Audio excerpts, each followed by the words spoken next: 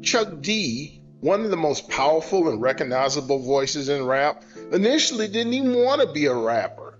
Instead, having already graduated from college, he was focused on forging a career in radio. It took urging from a superstar rap group to finally push him into a career on the mic. As a result, when Chuck D and Public Enemy released their first album in 1987, Chuck had a built-in advantage over most other rappers that wasn't readily apparent. He was old, at least by rap standards. While LL Cool J was 19, every member of Run DMC was 22, Rakim was 19, and the oldest member of the Beastie Boys was 22, Chuck was nearly 27 years old. Having already held down numerous common man jobs, Chuck's lyrics came from a different angle than most rappers did. Public Enemy's songs spoke from a pro-black perspective, while shedding light on subjects that other groups weren't even talking about. They haven't even considered addressing these topics.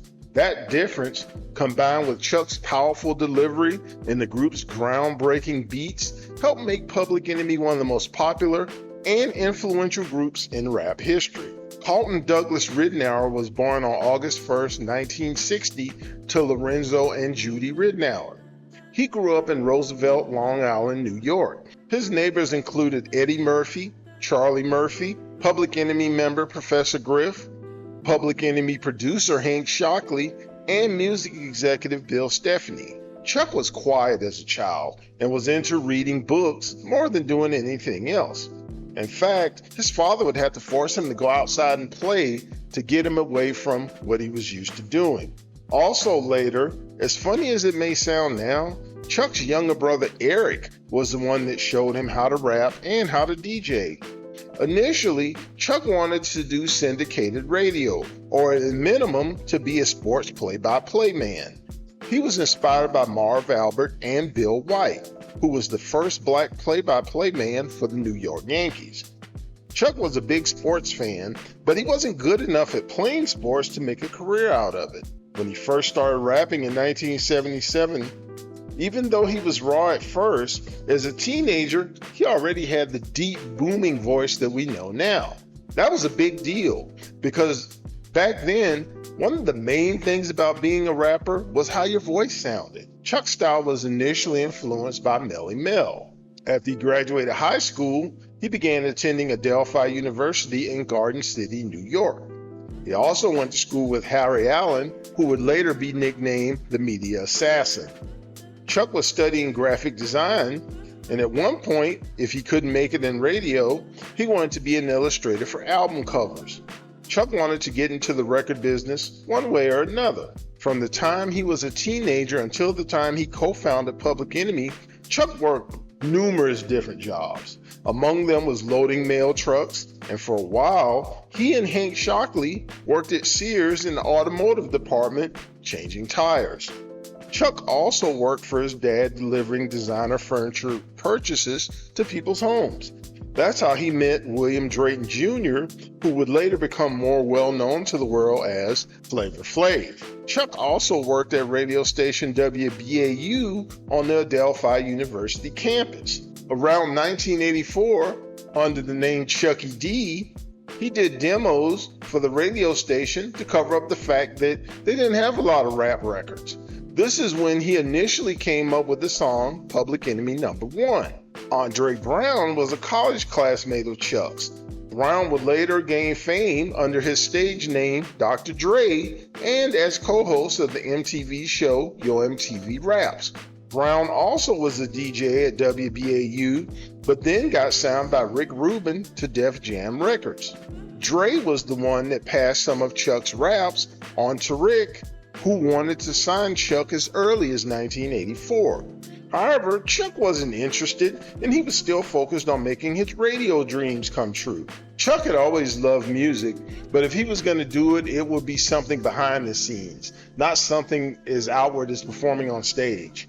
Despite that, Rubin kept bugging him about signing with Def Jam for 2 years. Finally, after being convinced by Run DMC and Jam Master Jay, Chuck broke down and decided to sign with the label. He later reflected that if it wasn't for them, he never would have become a rapper. When Chuck told his dad that he wanted to rap, his father told him that he would rap him upside his head. Mr. Ridenhour was shocked that Chuck wanted to rap because he was always so quiet when he was growing up. However, Chuck told his dad that if he didn't make it in the speaking/rapping business, as his father called it, he'd get a regular job. Originally, Rick Rubin was only interested in signing Chuck, and he didn't want to sign Flavor Flav. He didn't understand what Flav brought to the table, and he wanted no part of bringing him on the label. However, Chuck refused to sign unless Flav was signed too. As a result, Rubin gave in and signed both of them to Def Jam. We're going to take a time out from our story to ask you to like, subscribe, share, comment, hit that notification bell, and repeat when it comes to our videos. Now, back to our story. Public Enemy's debut album, Yo Bum Rushed Show, was released in March of 1987. At the time of its release, the album was the lowest selling album that Def Jam had ever put out. In fact, it would be 7 whole years before the album went gold. At first, people didn't know what to make of the album, as nothing like it had ever come from the world of rap. Before we talk about the music though, let's first address the album cover.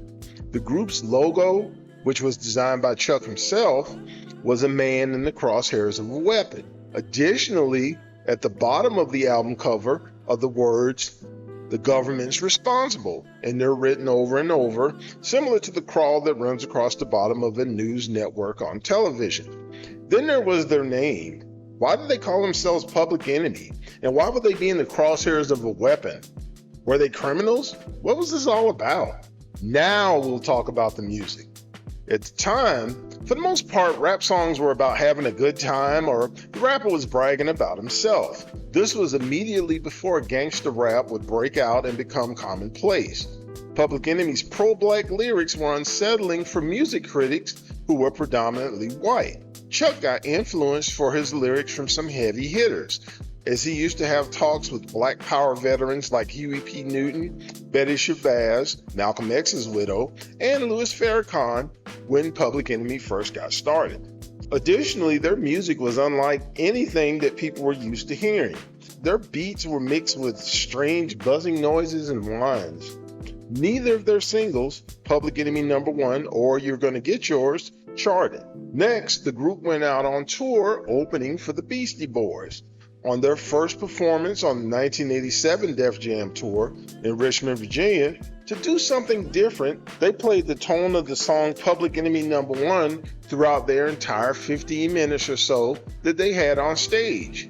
For those of you that aren't familiar with what that sounds like, it's very similar to hearing a buzzing sound. The entire time, that noise had the tech people that were working the concert trying to figure out, what the is that buzz?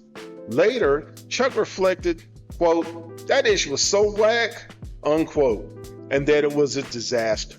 Lear Cohen, who was at the show, agreed that it was terrible.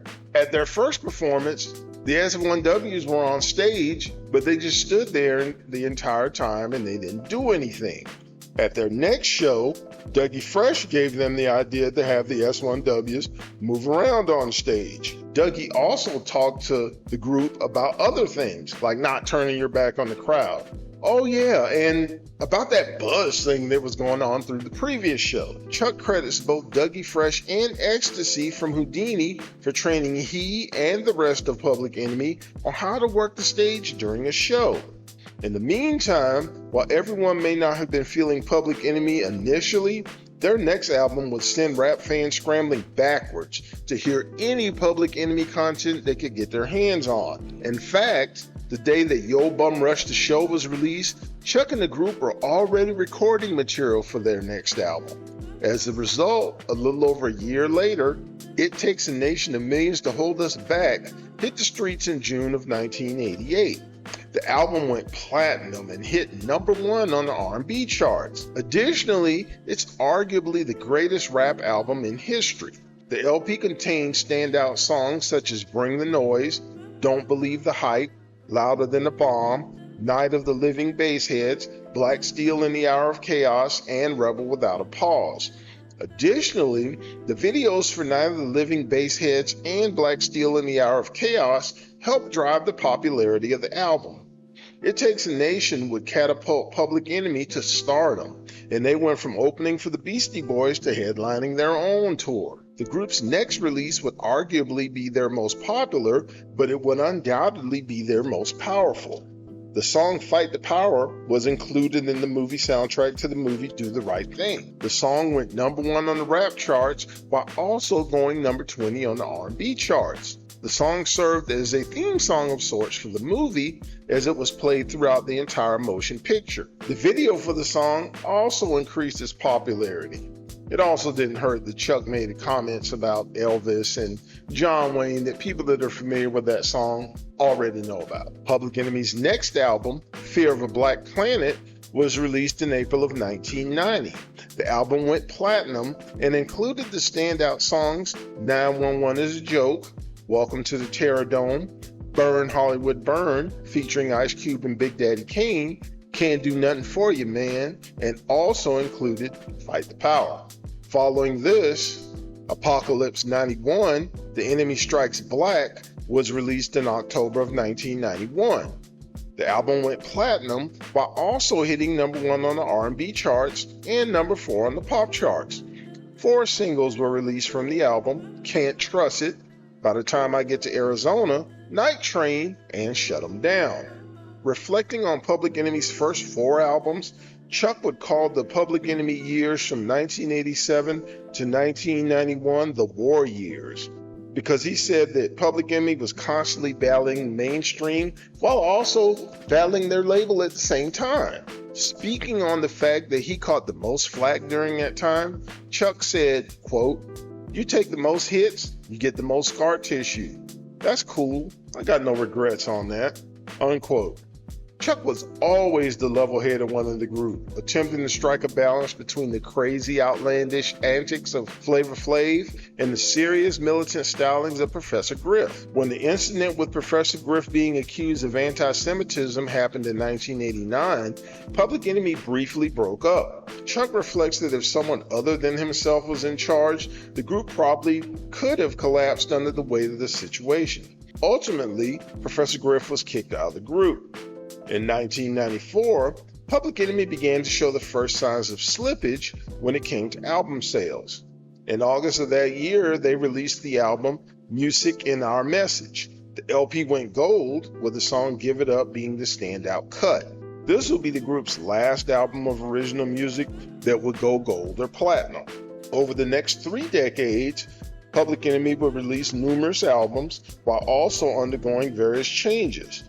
Exiled Minister of Information Professor Griff returned to the group in 1998, only to later leave again.